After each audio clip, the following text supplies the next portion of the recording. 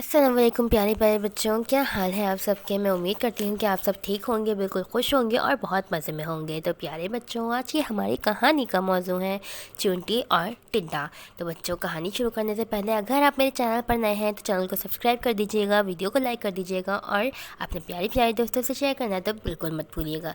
तो चलें कहानी को शुरू करते हैं।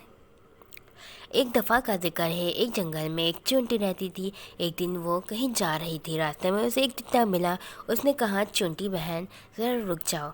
चूंटी रुक गई, पूछने लगी, क्या बात है टिड्डे भाई।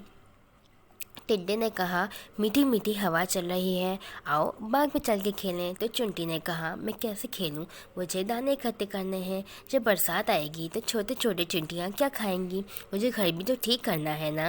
बरसात के पानी से घर टूट सकता है। तो टिड्डे ने कहा, अच्छा ठीक है, मैं खेलने जाता हूँ।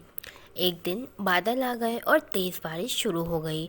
टिड्डा भीगता हुआ आया और चिंटी का दरवाज़ा खटखटाया और कहने लगा, चिंटी बहन मुझे अपने घर में थोड़ी सी जगह दे दो, मैं बुरी तरह भीग गया हूँ। जब तक बारिश होगी तब तक मैं यहाँ रहूँगा और फिर चला जाऊँगा। चिंटी बोली, भाई टिड्डे, तुमने सारा साल कोई काम नहीं किया, तुमने अपना घर भी नहीं बनाया, मुश्किल वक्त के लिए कुछ सामान भी जमा नहीं किया, जाओ मैं तुम्हारी मदद नहीं कर सकती। टिड्डा गिड़गिड़ाया, चुंटी बहन इस बार माफ़ कर दो, आगे से मेहनत करूँगा। चुंटी ने टिड्डे को चावल के कुछ दाने दिए और कहने लगी, लो खा लो, मगर मेरे घर में तुम्हारी जगह नहीं है।